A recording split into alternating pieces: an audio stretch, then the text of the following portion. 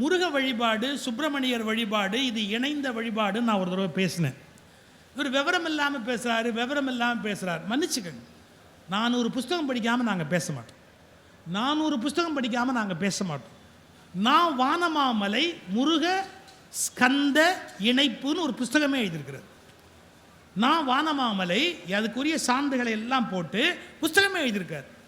History of Tamils அப்படின்னு ஒரு book இருக்குது, சீனிவாச ஐயங்கார் எழுதினது, 1906.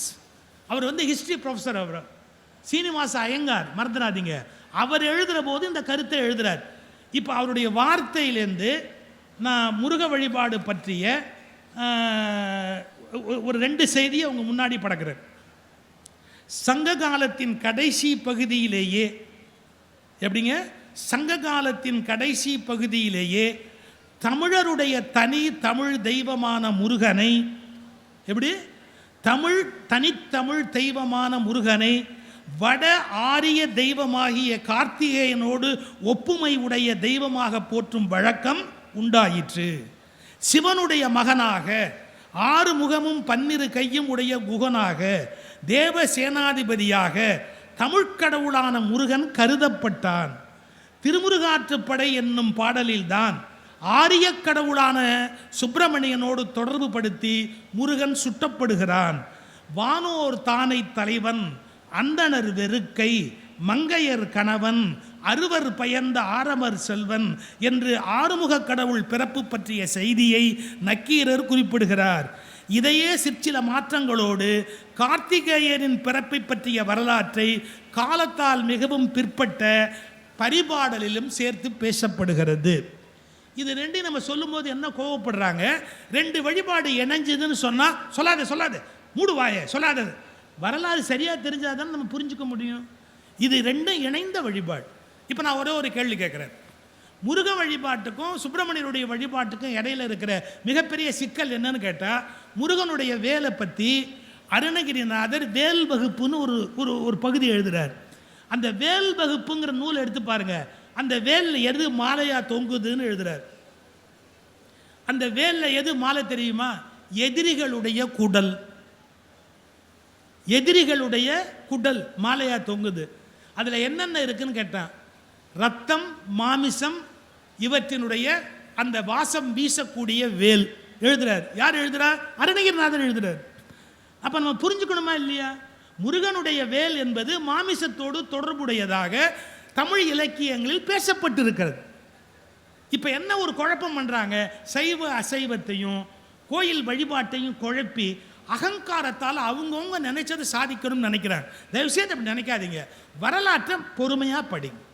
எப்படி இருந்தது, ஒரு 3000 வருஷத்துக்கு முன்னாடி இருந்த வழிபாட்டு முறை என்ன, 2000 வருஷத்துக்கு முன்னாடி இருந்த வழிபாட்டு முறை என்ன, 700 வருஷத்துக்கு முன்னாடி இருந்த வழிபாட்டு முறை என்ன, 300 வருஷத்துக்கு முன்னாடி இருந்த வழிபாட்டு முறை என்ன, இதை நீங்கள் வரலாற்றை புரிஞ்சுக்கிட்டு படித்தாதானே நம்ம பிரச்சனைகள்லேருந்து வெளியே வர முடியும்.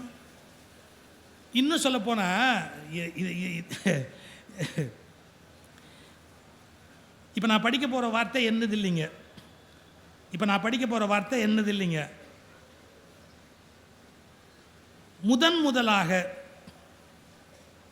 முதன் முதலாக ஆரியமயமாக்கப்பட்ட முருகனின் திருக்கோயிலில், இந்த வார்த்தை அப்புறம் யாருதுன்னு சொல்கிறேன்.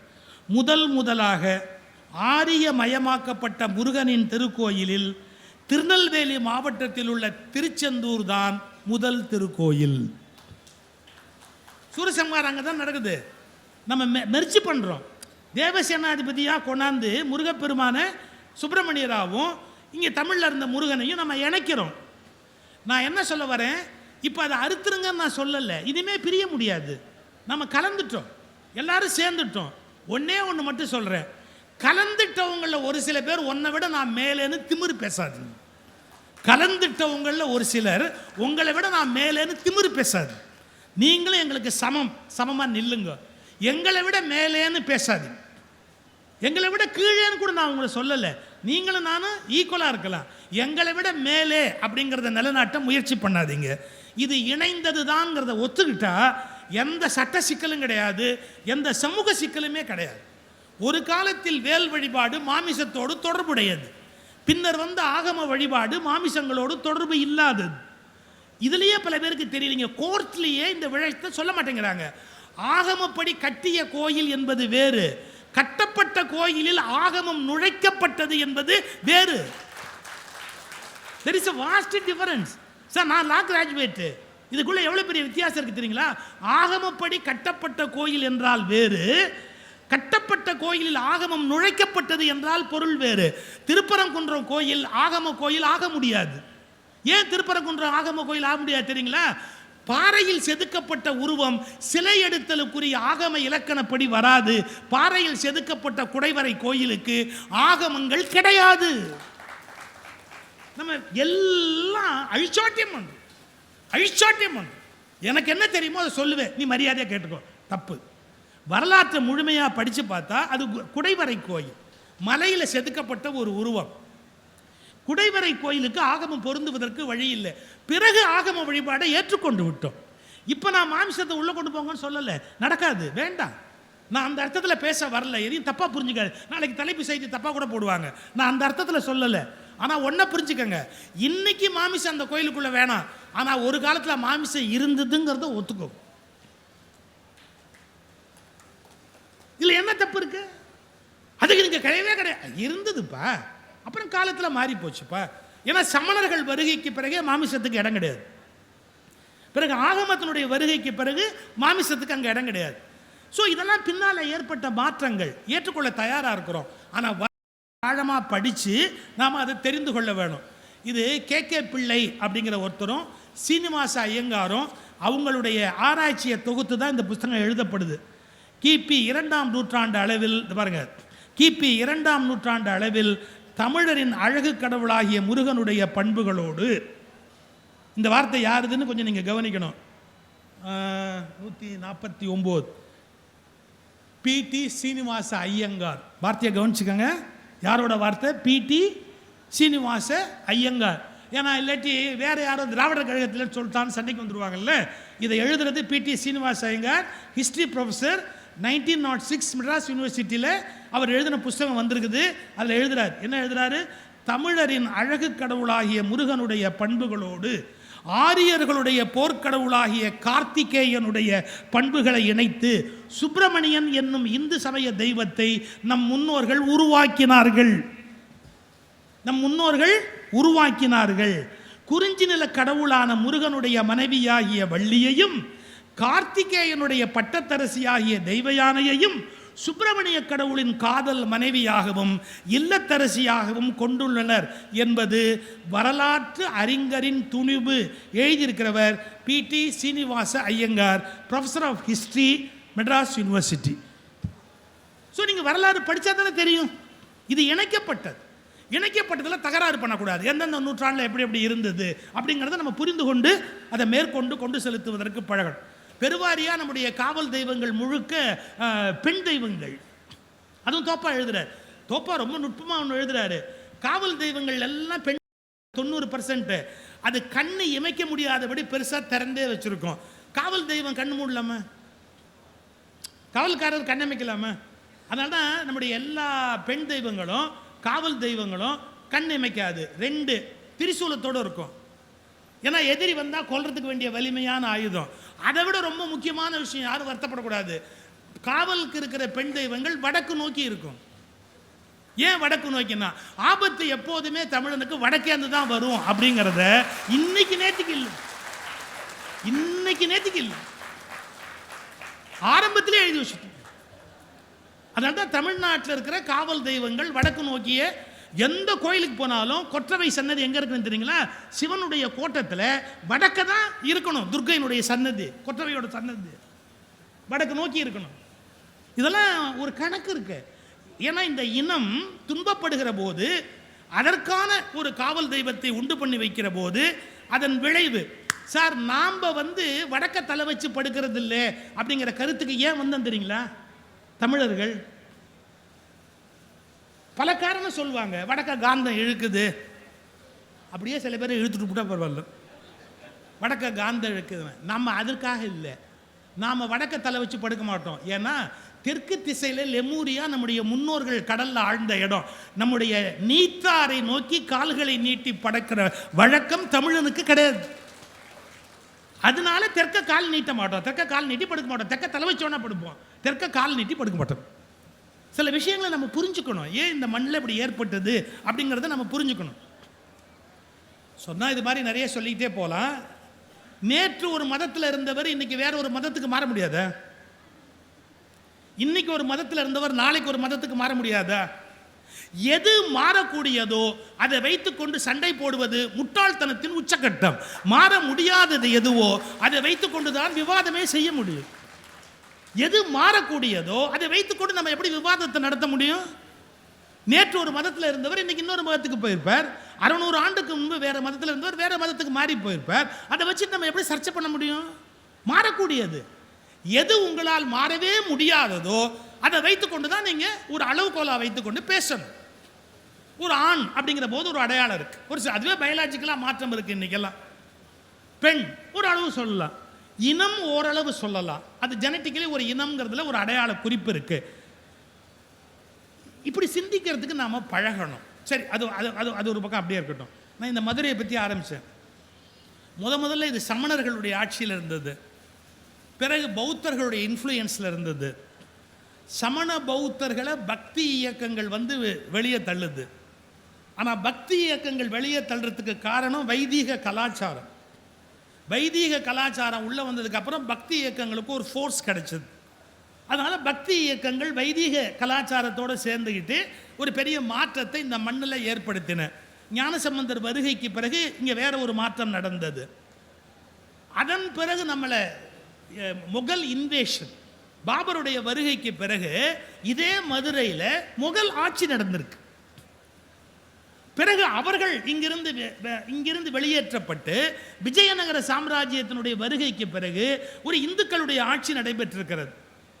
பிறகு விஜயநகர சாம்ராஜ்யமும் வீழ்ச்சி அடைந்து ஆங்கிலேயர்களுடைய வருகைக்கு பிறகு கிறிஸ்துவ மிஷினரிகளோடு கூடிய ஒரு விதமான ஆட்சி முறை இந்த மண்ணுக்குள்ள வந்திருக்குது.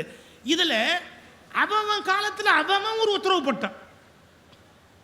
நம்ம புரிஞ்சுக்கணும், அவன் காலத்தில் அவன் ஒரு உத்தரவு போட்டான். இதில் எதை நீங்கள் சாலிடாக நம்புவீங்க? முகல் பீரியடில் போட்ட உத்தரவு செல்லுமா? பிரிட்டிஷ் பீரியடில் போட்ட உத்தரவு செல்லுமா? அதுக்கு முன்னாடி போட்ட உத்தரவு செல்லுமா? அதுக்கும் முன்னாடி சமணர்கள் காலத்தில் போட்ட உத்தரவு செல்லுமா?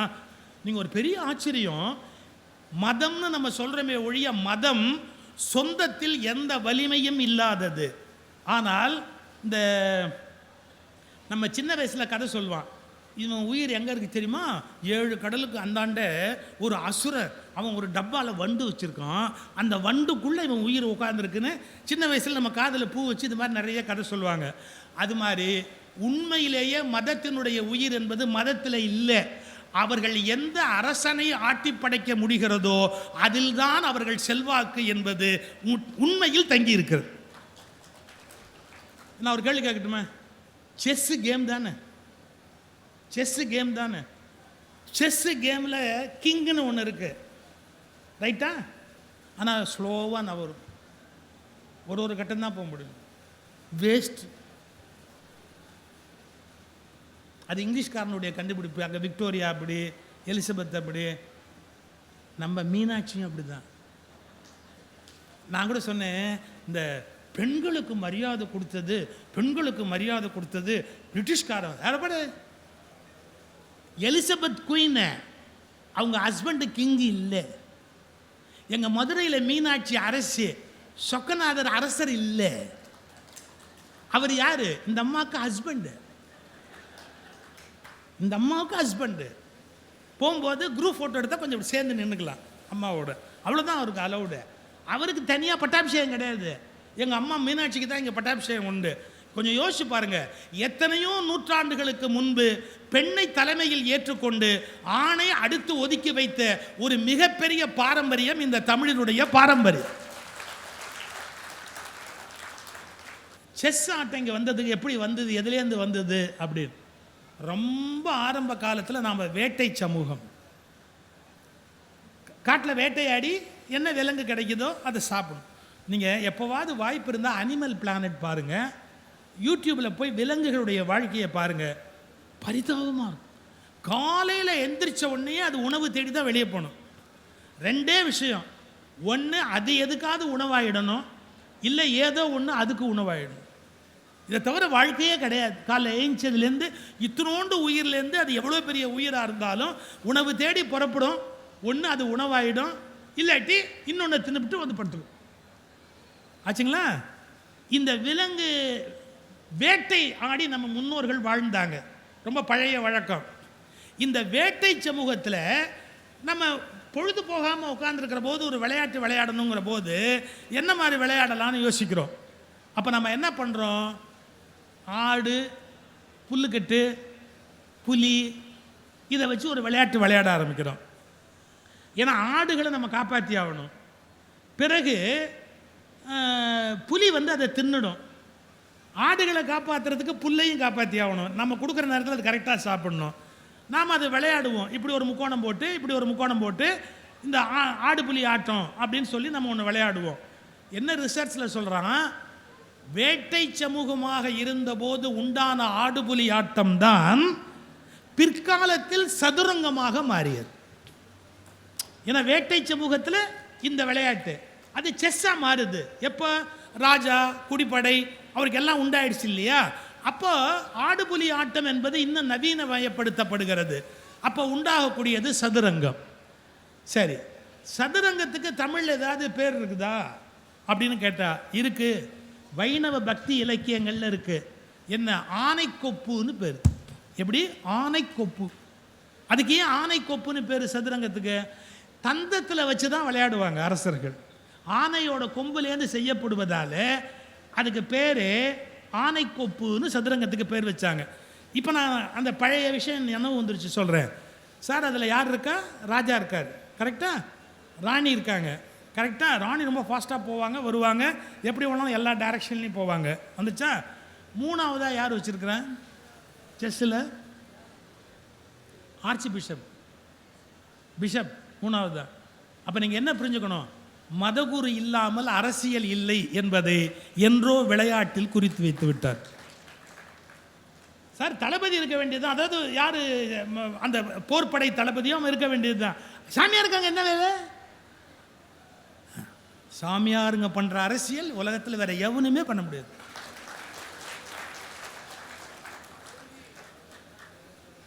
ஒரு அரசன்னு சொன்னால் அவன் பின்னாடி ஒரு யூனிட் இருக்கும்.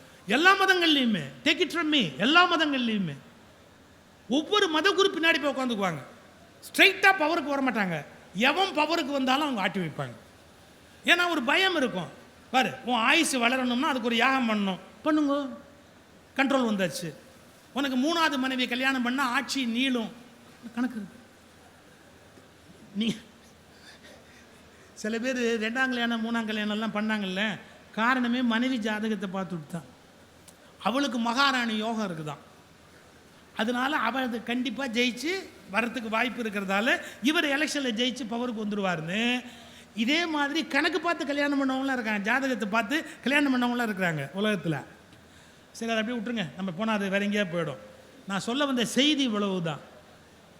மதகுருமார்களுக்கு ஒரு அரசுக்கு பின்னால் இருந்து ஆட்டி வைக்கக்கூடிய சக்தி உண்டு.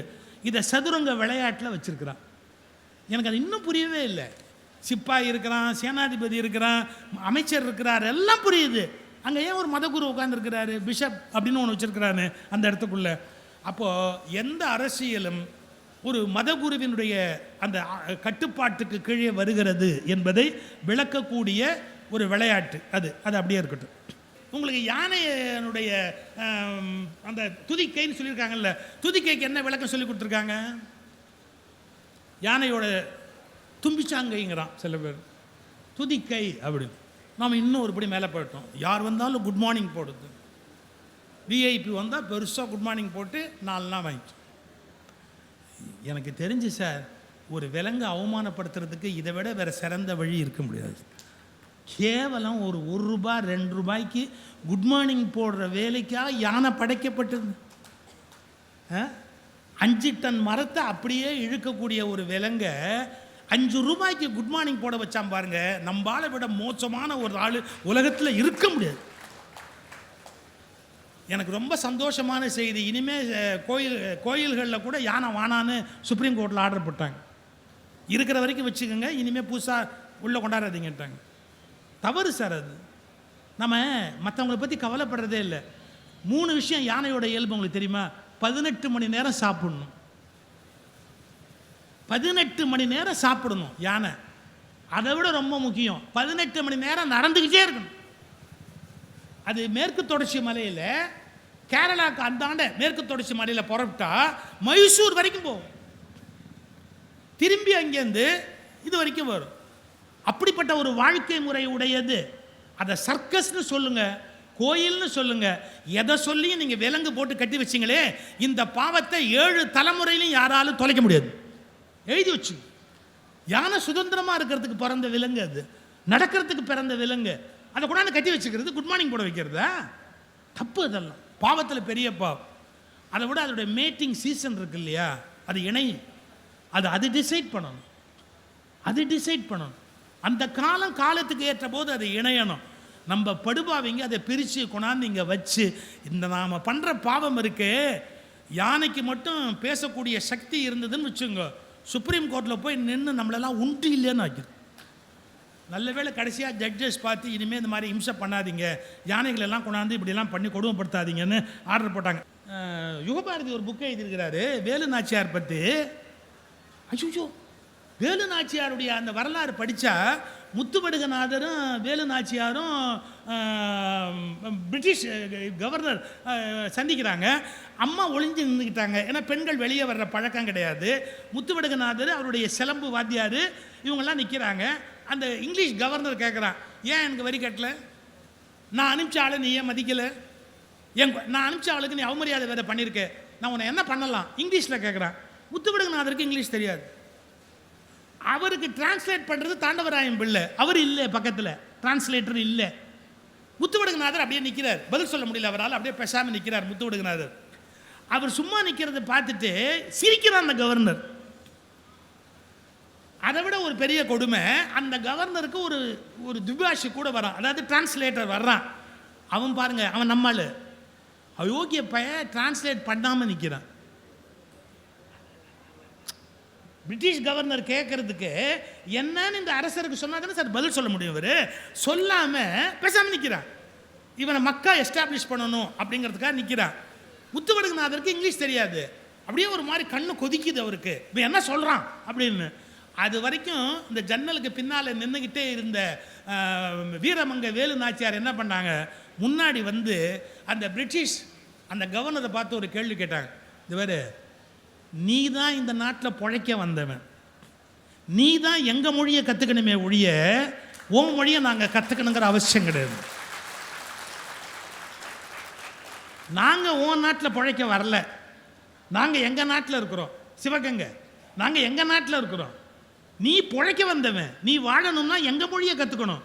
அதை விட்டுட்டு எனக்கு எங்கள் ஆளுக்கு இங்கிலீஷ் தெரியாதுன்னு நீ சிரிக்க முடியாது, மறந்துடாதீங்க. இதை வேலு நாச்சியார் இங்கிலீஷில் தான் சொன்னாங்க.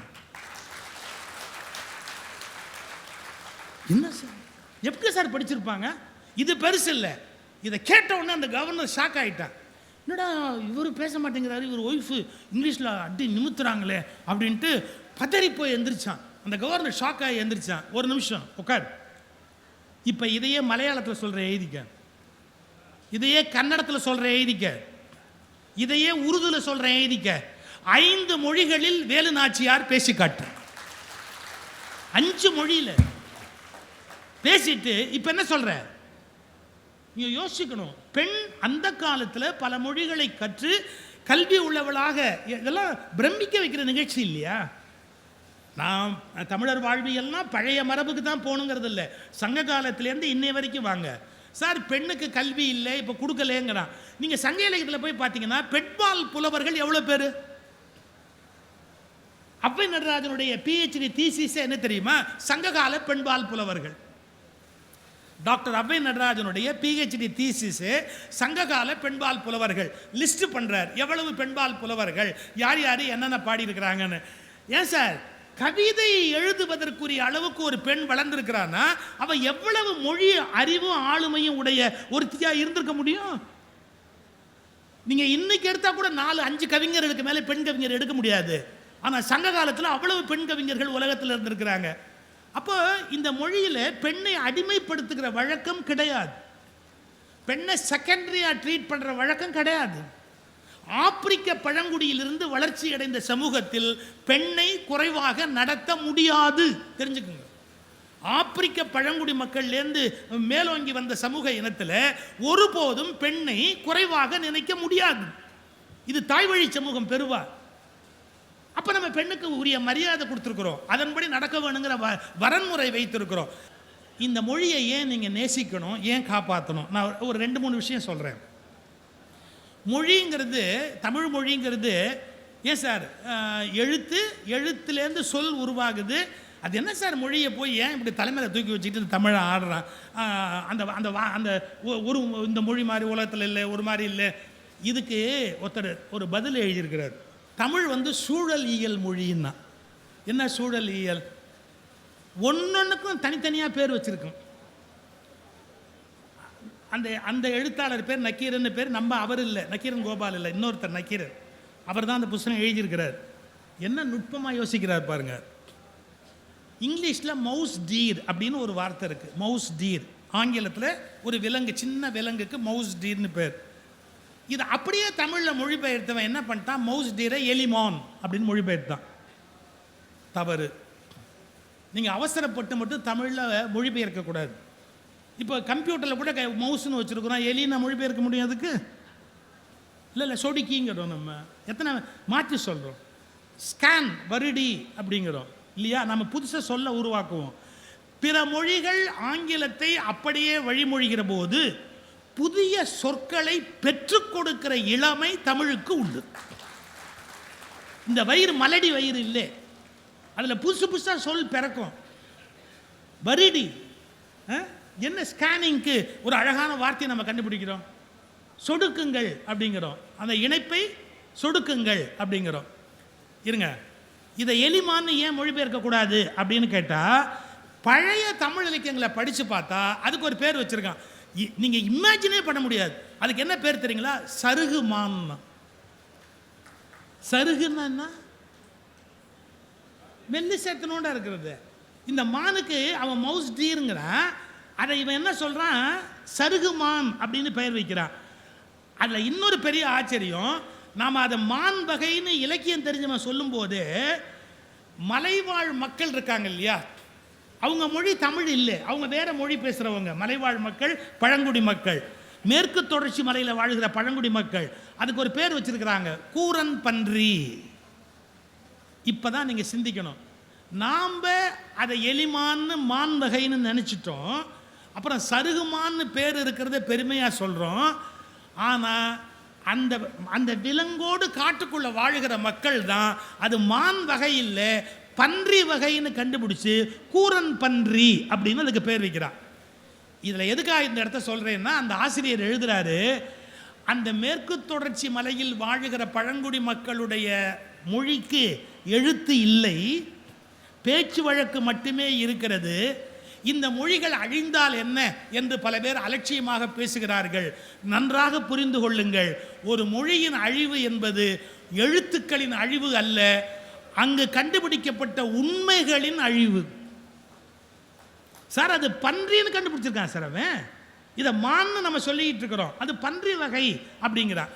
சரி, யானையோட கைக்கு நீங்கள் என்ன சொல்கிறீங்க? துதிக்கை அப்படின்னு ஒரு சொல் இருக்குது. நம்ம ஒரு இன்டர்பிரேஷன் கொடுத்துருக்கோம், துதிப்பதற்காகவே அந்த கை இருப்பதால் அது துதிக்கை. அடுத்தவனை கும்பிட்டே வாழ வேண்டியது நம்ம தலையெழுத்துப்பா. நான் கூட அடிக்கடி சொல்கிறது, சில பேர் அவன் கையை நம்பி வாழ்வான், சில பேர் அடுத்தவன் காலை நம்பி வாழ்வான். அடுத்தவன் காலை நம்பி வாழக்கூடாது, நம்ம கையை நம்பி வாழணும். யானை துதிக்கை எவ்வளோ பலமானது! துதிக்கையால் ஒரு ஊசியை எடுக்கும், 1.5 டன் மரத்தை எடுக்கும். ஊசியை எடுக்கக்கூடியதால் யாராலையும் அவ்வளோ பெரிய மரத்தை எடுக்க முடியாது. மரத்தை எடுக்கக்கூடிய விஷயத்தால் ஊசி எடுக்க முடியாது. யானைக்கு மட்டும் அந்த ஸ்பெஷல் குவாலிட்டி உண்டு. இப்போ சொல்லட்டுமா, அந்த யானையினுடைய கைக்கு என்ன பேர்னா தும்பிக்கைன்னு ஒரு பேர் இருக்குல்ல. தூம்பு ப்ளஸ் கை, தூம்புக்கை அப்படி வந்தது தமிழில். ஏன் அதுக்கு தூம்புக்கை அப்படின்னு பேருனா, சார் நிகண்டுகளில் என்ன குறிப்பிடுறான்னா, இந்த யானையோட துதிக்கை இருக்குல்ல, அது ஒரு டைப் ஆஃப் ஜவ்வு அதில் அமைக்கப்பட்டது. அது வேணுங்கிற அளவு சுருங்கிக்கும், தண்ணி அப்படியே உறிஞ்சும், திரும்பி அப்படியே ஃபவுண்டன் மாதிரி பீச்சி அடிக்கும். அது சில சவ்வு வகைகளால் ஆனது. அதுக்கு தமிழில் என்ன பேர்னா தூம்புன்னு பேர். தூம்புகளின் மூலம் அமைக்கப்பட்ட கை என்பதாலே தூம்புக்கை என்றாயி அது தும்பிக்கை என்று ஆனது. அதனுடைய அந்த அந்த கையினுடைய தன்மை சில ஜவ்வுக்களால் ஆனது அப்படிங்கிற சூழல் இயலை அதனுடைய உறுப்பில் எழுதி வைத்த ஒரு செயல். இன்னொன்று, ஒரு மொழிக்குன்னு ஒரு பண்பாடு இருக்குது, ஒரு இனத்துக்குன்னு ஒரு பண்பாடு இருக்குது, ஒரு வாழ்க்கை முறை இருக்குது. நம்ம வீடுகளில் தத்தெடுத்து பிள்ளைகளை வளர்க்குற போது சில பேர் சொல்லுவாங்க, வீட்டில் பிள்ளையை சீண்டும் போது சொல்லுவாங்க, ஏம்மா என்னை எப்போ பெத்த, இல்லை என்னை ஏன் பெத்த, அதான் ரொம்ப பிள்ளைங்க இப்போ கேட்குற கேள்வி, என்னை ஏன் பெத்த அப்படின்னு கேட்கும். அது ஏதாவது ஒன்று வாங்கி கொடுன்னு கேட்கும், வாங்கி தர மாட்டேன்னா ஏன் என்னை பெத்த அப்படின்னு ஒரு கேள்வி கேட்கும். உடனே அம்மாலாம் விளையாடுவாங்க, அப்பாலாம் விளையாடுவாங்க, நான் ஒன்று பெக்கலை, தவுட்டுக்கு வாங்கினேன், தவுட்டுக்கு தான் ஒன்று வாங்கினேன். இதை வச்சு பரமசிவம் ஒரு கட்டுரை எழுதுறாரு, ஐயா ஏன் தவுடுன்னு ஒன்று கண்டுபிடிச்சா, தவுட்டுக்கு வாங்கிறதுன்னு ஒரு தத்து எடுக்கிறவங்க அந்த காலத்தில் ஒரு பிடி தவுட்டை கொடுத்துட்டு அந்த குழந்தைய வாங்கிக்குவாங்க. 2 விஷயம் இருக்குது. கான்ட்ராக்ட் சேல் என்டர் பண்ணுற போது விலை கொடுத்து ஒன்றை வாங்கிட்டா அதை திருப்பி அவன் கேட்க முடியாது. இப்போ நீங்கள் எனக்கு ஒரு பொருளை ஃப்ரீயாக கொடுக்குறீங்கன்னு வச்சுக்கோங்க, திருப்பி நீங்கள் நான் தான் அன்றைக்கி சும்மா தானே கொடுத்த கொண்டா அப்படின்னு கேட்கலாம்.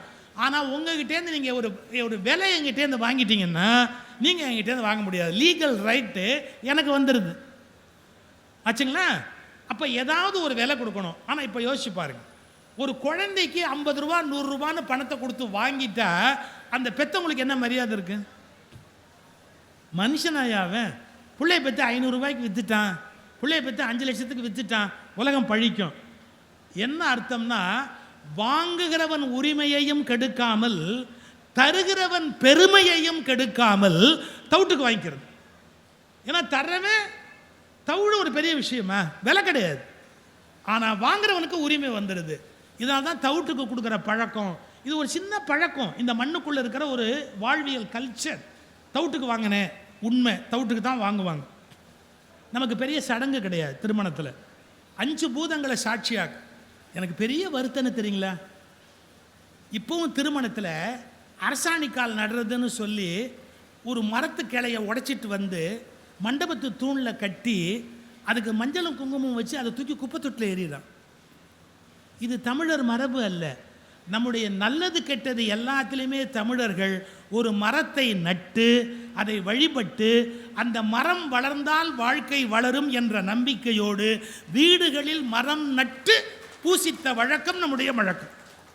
இன்னும் உங்களுக்கு டவுட் இருக்குதா, நம்முடைய வேர் எங்கே இருக்குது அப்படின்னா, கேரளாவில் நம்முடைய பழந்தமிழ் மரபுகளை பேணுகிற நம்முடைய மலையாள இனத்து சகோதரர்கள் இன்னும் நல்லது கெட்டது வீட்டில் நடந்தால் மரம் நட்டுதான் அந்த வழிபாட்டை செய்வார். நம்முடைய வேர் அங்கே இருக்குது. நம்ம ஏன்னா அங்கேருந்து புறப்பட்டு வந்தவங்க தான், அதை நம்ம மறுக்க முடியாது. இப்படி எளிய முறை. 2வது, பூக்களுக்கு முக்கியத்துவம் கொடுப்பது நம்முடைய வாழ்க்கை முறை. போருக்கு ஒரு பூவு, காதலுக்கு ஒரு பூவு, ஒவ்வொரு காரணத்துக்கு ஒவ்வொரு பூ மாலை அணிந்து கொள்வது. 8வது திருவிழா மீனாட்சி வேப்ப மாலை போடுவார். எங்க வேப்பம்பூவில் ஒரு மாலைன்னு யாராவது நினச்சிருப்போமா? வேப்பம்பூவில் ஒரு மாலை இருக்குன்னு நினச்சிருப்போமா? இந்த மதுரையில் திருவிழாவில் 8ஆம் திருவிழா அன்னைக்கு மீனாட்சி அம்மனுக்கு வேப்பம்பூவில் மாலை. அவள் போய் ஒரு அசுரனை சம்ஹாரம் பண்ணிட்டு திரும்பி வர்றா அப்படிங்கிறது. போருக்கு போகும்போது வேப்ப மாலை அணிவது பாண்டியர்களுடைய வழக்கம். அதை நம்ம மீனாட்சி மேலே ஏற்றி வச்சுருக்கிறோம். அந்த பழக்கத்தை கொண்டு வந்து வச்சுருக்கிறோம். இதை விட ஒரு ஆச்சரியம் சொல்லட்டுமா, நிலத்தை பகுத்த போது குறிஞ்சி, முல்லை, நெய்தல், மருதம் எவ்வளோ அழகாக வகுத்து வச்சுருக்கிறோம். நானிலம்னு அதுக்கு பேர் வச்சோம். 4 நிலங்கள் சேர்ந்ததால் அதுக்கு நானிலம் அப்படின்னு பேர். அது தெரிஞ்சிட்டா 5வது பாலை நானிலம். என்கிட்ட ஒரு ஹைஸ்கூல் பையன் கேட்டான், எப்படி சார் ஞாபகம் வச்சுக்கிறது அப்படின்னு. Very simple. அருவி, ஆறு ஓடி கடலில் போய் கலக்கணும், இவ்வளோதானே? அது எங்கேருந்து கிளம்பும்? அருவி, மலை. எது வழியாக ஓடி வரும்? காடு. அப்புறமா எங்கே வந்து பாயும்? வயல். எங்கே போய் கலக்கும்? கடல். இது 4ஐயும் பிரித்து வச்சான். மலைக்கு குறிஞ்சின்னு பேர் வச்சான், காட்டுக்கு முல்லைன்னு பேர் வச்சான், அது வயலாயிட்டா மருதம்னு பேர் வச்சான், அது கடலில் போய் கலந்தா நெய்தல்னு பேர் வச்சான். ஒரு ஆறு போகிறது தான், 6 வழின்னு அர்த்தம். ஒரு ஆறோட டிராவல் இருக்கு இல்லையா? இப்படி இயற்கையோடு இணைந்த ஒரு வாழ்வியல் நம்முடையது. கர்ப்பமான விலங்குகளை கொல்லக்கூடாது வேட்டையில். பழைய தமிழ் மரபு, விலங்கு கர்ப்பமாக இருந்தால் வேட்டைக்கு போகிறவங்க கொல்ல மாட்டாங்க. ஏங்க இப்போ கூட நம்முடைய வாழ்க்கை முறையில் புரட்டாசி மாதம் சைவம்னு பின்பற்றுறானே, ஏன்னு யாராவது யோசிச்சிங்களா? ஏன் அன்னைக்கு போட்டு சாப்பிட்ட சாமி அடிச்சுடுவார்? ஐப்பசி சாப்பிட்டதே இன்னும் நிற்கிது. இப்போ புரட்டாசியில் உள்ளே போன போன மாதம் நீ சாப்பிட்டு கேட்க மாட்டாரு. புரட்டாசியில் சாப்பிட மாட்டாங்க. ஏன் தெரியுங்களா? எல்லா விலங்குகளும் கருவுறுகிற காலம் புரட்டாசி. மேட் பண்ணி மழை முடிஞ்சிருக்கும். மழை முடிஞ்ச உடனே இனவிருத்தி பண்ணோம். இனவிருத்தி பண்ணி மேட் பண்ணுறது சார். மேட் பண்ணி இனவிருத்தி பண்ணுற காலத்தில் கொண்டுட்டிங்கன்னா அந்த இனம் வளராது சார். அதனால வேண்டாம் அப்படி. அதே நீங்கள் பெரிய புராணத்தில் வருது, கண்ணப்ப நாயனார் வேட்டைக்கு போகிறாரு. நடை தளர்வுறு, கண்ணுக்குட்டி வயிற்றில் இருக்கிற குட்டி வயிற்றில் இருக்கிற விலங்கு நடக்க முடியாமல் கஷ்டப்படும்ல, அதை கொல்ல மாட்டாங்க. சினை உற்ற விலங்குகளை கொல்லுதல் கூடாது. ஒரு வேட்டையில் கூட ஒரு அறம். இந்த மாதிரி ஒரு நெறிமுறையோடு கூடிய ஒரு வாழ்க்கை முறை. நீங்கள் இலக்கியத்தை படிக்கிற போது சங்க இலக்கியம் மட்டும்தான் நான் சொல்கிறேன்னு நினைக்காதீங்க. பெரிய புராணம் படிங்க. ஏன் பெரிய புராணம் தெரியுங்களா? பெரிய புராணத்தில் ஹிஸ்ட்ரி இருக்குது, எத்தனையோ விஷயங்கள் இருக்குது. எங்கள் அக்கா சாரதா நம்பி ஆரூரன் ஒரு குறிப்பு சொன்னாங்க. சுந்தரமூர்த்தி சுவாமிக்கு கல்யாணம் ஆன டைம் சொல்லுவியான்னார். கல்யாணம் நின்று போன டைம் ஆனால் இல்லை, கல்யாணம் நின்று போன டைம் சொல்ல முடியுமான்னு கேட்டாங்க. எப்படிக்கா சொல்கிறதுன்னு. சுந்தரமூர்த்தி சுவாமி அப்போ ஒரு தேவாரம் பாடுறாரு. அவர் தேவாரம் பாடின அந்த இசை பண்ணு, அந்த பண் ஒலிக்கிற நேரத்தை கணக்கு பண்ணா கல்யாணம் நின்ன நேரம். இந்த பண்ணு தான் இப்போ பாடணும் கோயிலில் அப்படின்னு தமிழ் பண்கள். இப்படி வாழ்வியல்ல உணவு, திருமணம், சடங்கு, எளிமை, தூய்மை, மிக அழகுணர்ச்சி, எஸ்தட்டிக் சென்ஸ், அழகுணர்ச்சி, பொறாமையற்ற ஒரு வாழ்வு. இன்னும் நீங்கள் புறநானூரெல்லாம் எடுத்து பார்த்தா அறம் சார்ந்த சிந்தனைகள். இன்னொன்று மறந்துடாதீங்க, சமணர்கள் கொடுத்த அறநூல்கள் ரொம்ப இம்பார்ட்டன்ட். சமணர்கள் கொடுத்த அறநூல்கள் தமிழின் மிகப்பெரிய சொத்து. தமிழை எப்படி வாழணும் அப்படிங்கிறதுக்கு அவர்கள் எழுதி வைத்து விட்டு போன நீதி நூல்கள் மிக மிக முக்கியம். இதெல்லாம் எடுத்து படித்தா உலகத்தின் ஒப்பற்ற பெருமைக்குரிய ஒரு இனமாக ஒளி வீசி கொண்டிருந்த தனித்த ஒரு இனம் தமிழ் இனம். அவர்களது வாழ்வியல் புத்தகங்கள் மூலம் தேடுகிற போது நமக்கு ஒரு புத்துணர்ச்சி தரக்கூடிய ஒன்று. இதை நீங்கள் எல்லாம் தனித்தனியாகவும் படிக்கலாம். இந்த ஒன்று தமிழ்நாட்டு வரலாற்று குழு, தமிழ்நாட்டு வரலாறு, சங்ககாலம் வாழ்வியல், அதில் அவ்வளவு அழகாக கட்டிடக்கலை, சிற்பக்கலை, ஓவியக்கலை எல்லாத்த பற்றிய குறிப்பும் இதில் இருக்குது. இவற்றை படிப்பதற்கு முயற்சி பண்ணணும். இந்த புத்தக கண்காட்சி திருவிழா பயனுடையதாக மக்கள் வாழ்வில் ஒரு பெருமாற்றத்தை உண்டு பண்ண வேண்டும் என்று அன்போடு வேண்டி விடைபெறுகிறேன். நன்றி.